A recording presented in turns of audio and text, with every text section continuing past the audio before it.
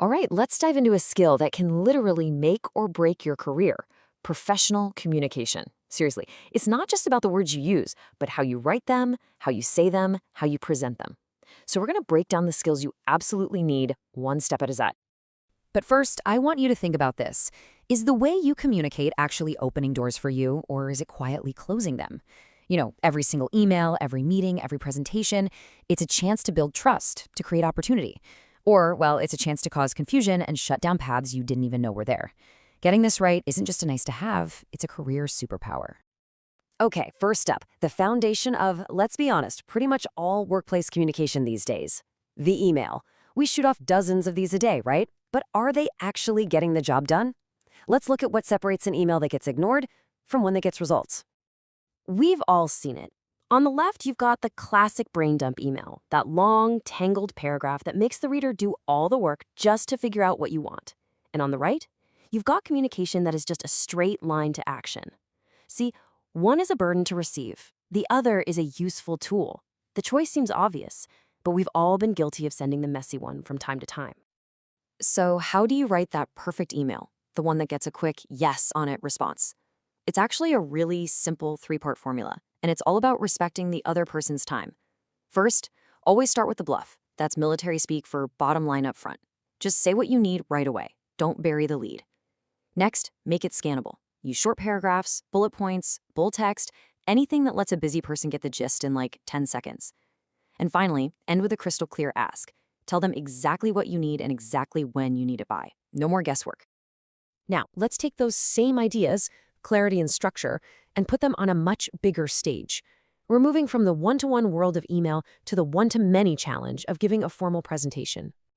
You want to know the secret weapon behind so many amazing speeches? It's the simple little trick our brains love: the rule of three.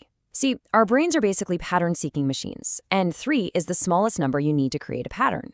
So if you structure your big ideas in threes, like here's the problem, here's our solution, and here's the benefit, or why we need to change, what will change, and how we'll get there, they just stick. They become more memorable and way more powerful. So what does this look like in action? Well, for starters, you've got to grab their attention with a hook: a surprising fact, a quick story, something to make them lean in. Then you keep them locked in by telling a story. But the biggest mistake, the absolute cardinal sin of presenting: reading your slides. Your audience can read. They came to hear your take on it. Just think of your slides as the backup singers. You are the star of the show. All right, now for the real communication pressure cooker: the job interview. This is where everything, clarity, structure, storytelling, all has to come together perfectly. It is the ultimate test of your ability to articulate your value right then and there. This quote pretty much says it all, doesn't it? Companies know they can teach you the technical stuff, the software, the processes. What they can't easily teach is how you listen, how you explain your ideas, how you work with other people. They're not just interviewing your resume, folks. They are interviewing your communication skills. And the words you choose make a huge difference. Instead of saying you helped on a project, try saying you orchestrated it. Instead of you did a task, you executed it. This isn't about being fancy, it's about being precise. It's about taking ownership and communicating your real impact with confidence.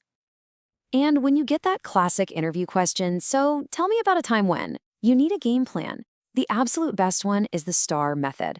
It stops you from rambling and turns your story into a powerful example.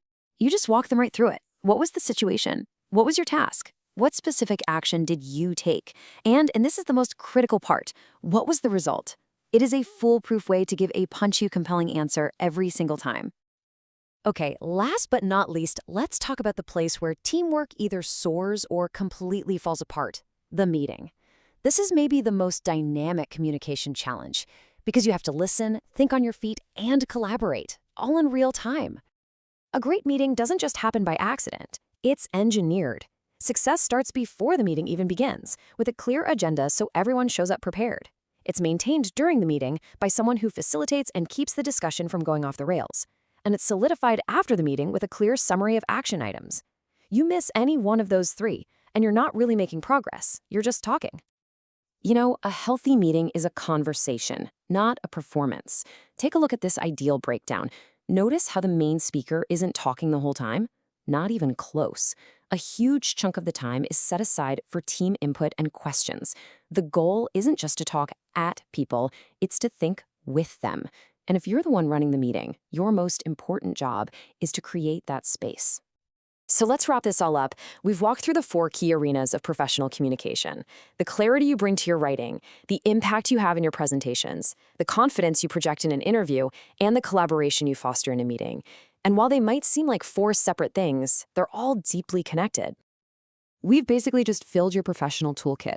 You now have the frameworks to write emails that actually get things done, deliver presentations that persuade people, ace interviews that land you the job, and run meetings that move the ball forward. But, at the end of the day, mastering all these techniques isn't really about memorizing a bunch of rules. It's about building genuine competence.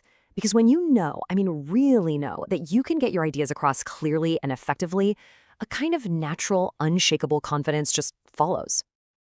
I'll just leave you with this final question to chew on. In a world where AI can analyze data and write code and handle so many of our routine tasks, what is our uniquely human advantage? Maybe, just maybe, it's our ability to truly connect, to persuade, and to collaborate with other human beings.